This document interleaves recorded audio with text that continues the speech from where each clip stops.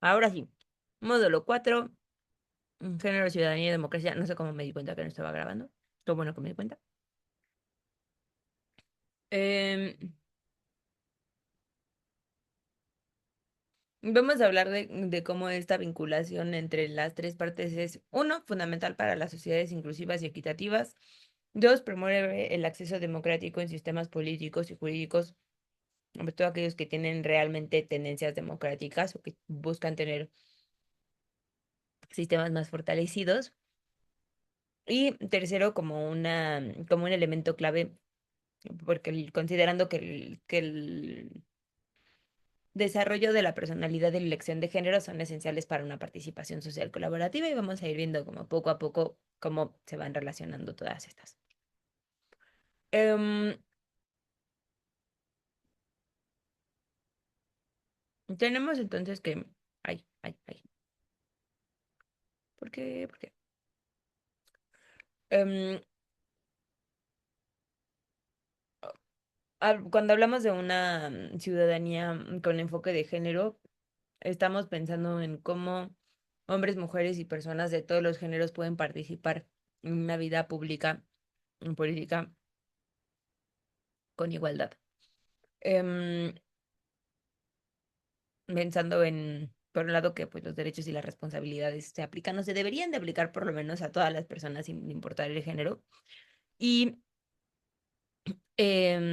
esto que decía de como los sistemas más fortalecidos. em, Como sistema jurídico y el acceso a los derechos se ve, es em, como le dicen, un círculo virtuoso. Una cosa va informando a la otra.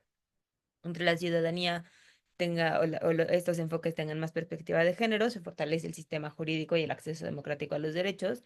Y mientras estas dos pasen, entonces no hay un mejor em,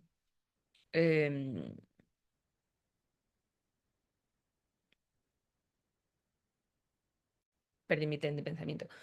Mientras se fortalece el sistema jurídico, hay un mejor acceso a los derechos y la participación de las personas está como más validada, se abre, se permite más, se abren los espacios y mientras más personas desde las disidencias o con enfoque de género participen en los espacios de toma de decisiones, pues se va fortaleciendo el sistema jurídico y el acceso a los derechos. Em, no sé por qué dice ciudadanía activa. Los derechos humanos entonces son esenciales para una ciudadanía activa, como el derecho a la libre expresión de identidad de género y la participación de todos los géneros, lo que decía hace ratito, ¿no? Fortalece la democracia y esto a su vez fomenta la toma de decisiones inclusivas, lo cual fortalece la democracia, fortalece la participación de todas las personas, que fortalece decisiones inclusivas y así como en un bonito ciclo. Em, una de las cosas que nos parecen esenciales, pensamos en la democracia o la ciudadanía con perspectiva de género, es este principio o esta idea de que la verdadera democracia lo que debería de buscar es eliminar barreras que se perpetúan em, a partir de la desigualdad de género. Entonces, en este sentido, lo que les decía la vez pasada, creo, que garantizar la igualdad de género no solo beneficia a las mujeres, sino mejora la representatividad y el bienestar en general de la sociedad, un poco, ¿no? Em, Sobre todo si pensamos en esta mirada de género interseccional, ¿no? En estas políticas con perspectiva de género interseccionales en las que se podemos reconocer como de manera mucho más específica y puntual las necesidades de las personas. Em, Tenemos entonces, bueno, uno de los elementos es el sistema jurídico y la necesidad urgente de fortalecer los sistemas jurídicos, em, por un lado, que aseguren la protección y promoción de género, de los derechos de género, de identidad, de igualdad, de erradicación de violencia, etcétera. Em, Y este fortalecimiento es fundamental porque una de las cosas que hemos encontrado, poco se los decía, creo que la semana pasada, cuando hablaba de eh, las múltiples formas de violencia, ¿no? O incluso cuando queremos ir a denunciar la violencia, cómo es diferenciada, ¿no? El trato a las mujeres y a las personas de otras identidades sobre los tratos de los hombres. Entonces, es una de las ideas de aquí, es que em, todas las personas tengan derecho, o bueno, más bien acceso a un trato equitativo en los procesos de justicia o en los sistemas de justicia y a los derechos políticos y sociales, a participación política, a la representación, a la libertad de expresión,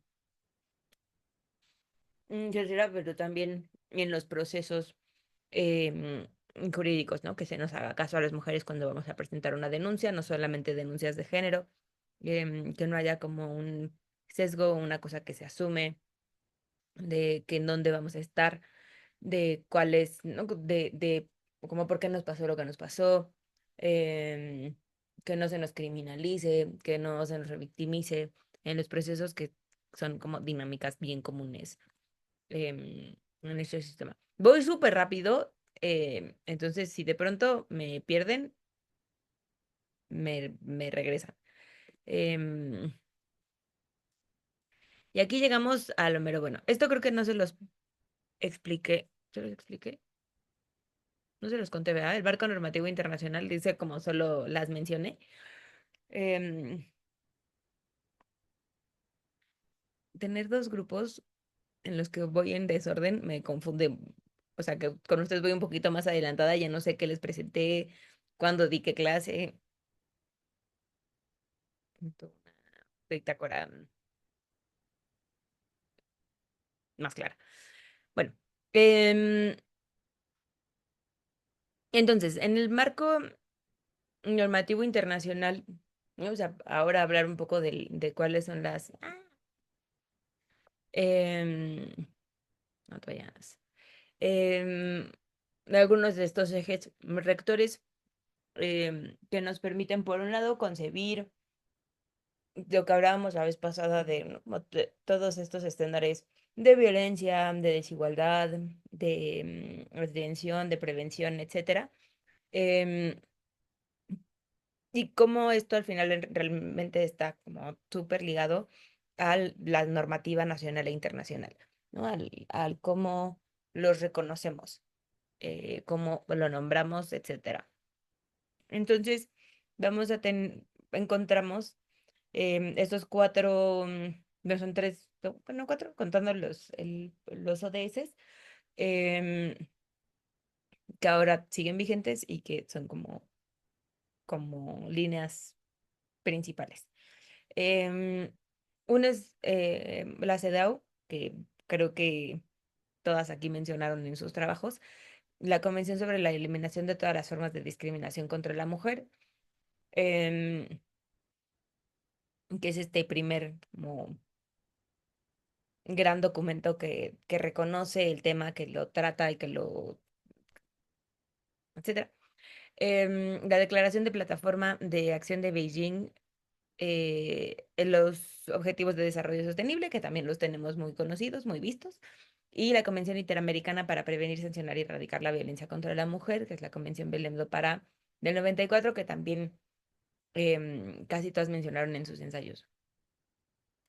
Em, para la convención, bueno, la CEDAW ya lo conocen, pero por términos para fines de la clase, es este instrumento de la ONU que busca erradicar la discriminación em, de género. México es país signatario, lo cual se supone que nos compromete a adoptar políticas para la igualdad de género y el empoderamiento de las mujeres.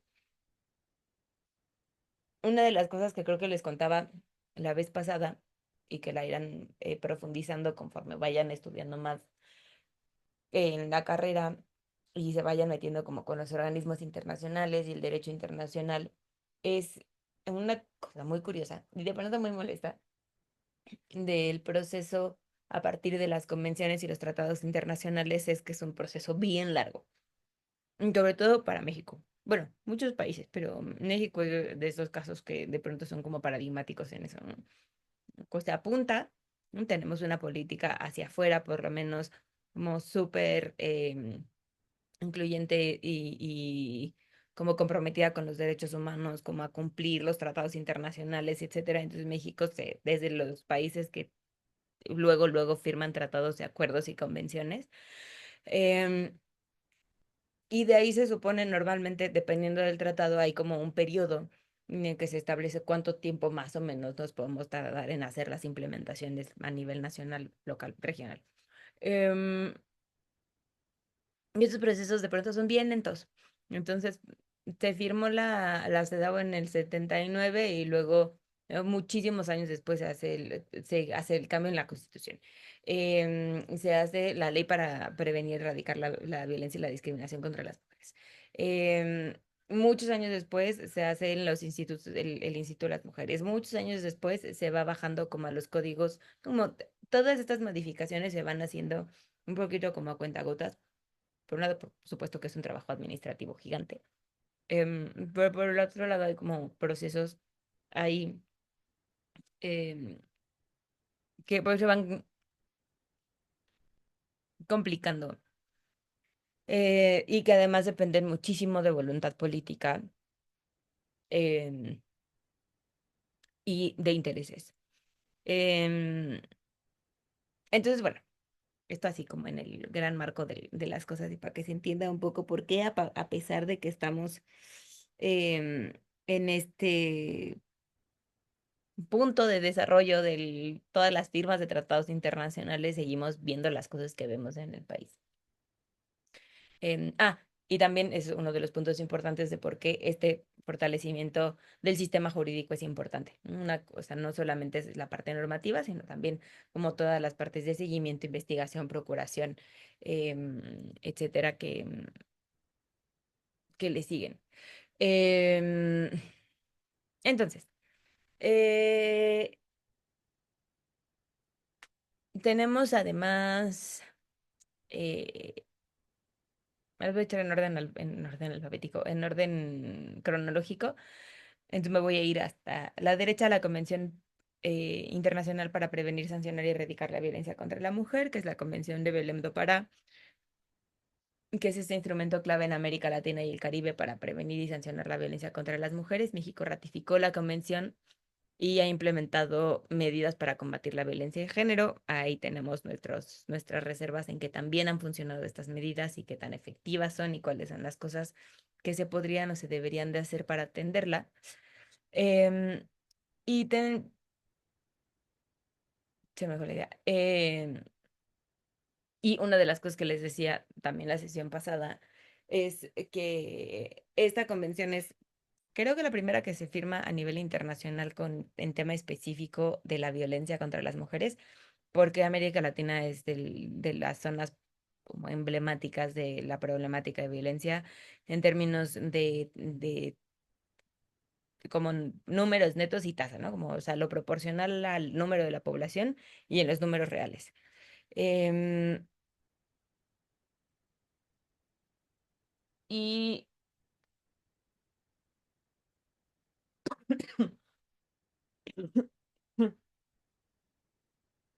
bueno, eso se lo digo en la siguiente. Luego tenemos la Declaración y Plataforma de Acción de Beijing del 95, que es un acuerdo que busca promover la igualdad de género y el empoderamiento femenino.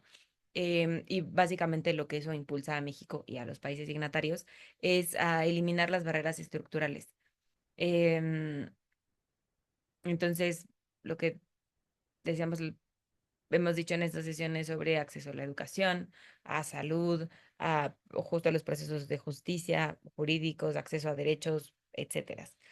Y finalmente, los ODS los tenemos muy platicados. El quinto objetivo de lograr la igualdad de género y empoderar a todas las mujeres y niñas. Y pues se supone que tenemos un compromiso, no se supone, tenemos un compromiso para eh, promover políticas y acciones para cerrar las brechas de género antes del 2030. Estamos al final del 2025. Yo esto no estoy viendo muy claro que realmente vaya. a suceder, pensando que no solamente son las brechas en términos de acceso a la educación, que hoy estaba viendo unos reportes de la SEP que estamos bastante mejor que hace unos años en términos de cantidad de hombres y mujeres que entran al sistema educativo, cantidad de hombres y mujeres que desertan. Han ido como poco a poco mejorando esos números, pero sigue habiendo como otras desigualdades y otras formas de violencia que pues están muy internalizadas, em, y que tienen implicaciones bien graves como a nivel como estructural y de las vidas de las personas. Eh, Muy rápidamente aquí y ahorita, no es cierto, no es cierto, nos queda un minuto y medio. Em, em, o sea, sí las voy a nombrar, pero no me va a dar tiempo de decirlas. Bueno, no, más bien, hagamos la pausa aquí, porque nos queda 1 minuto 20, entonces más bien,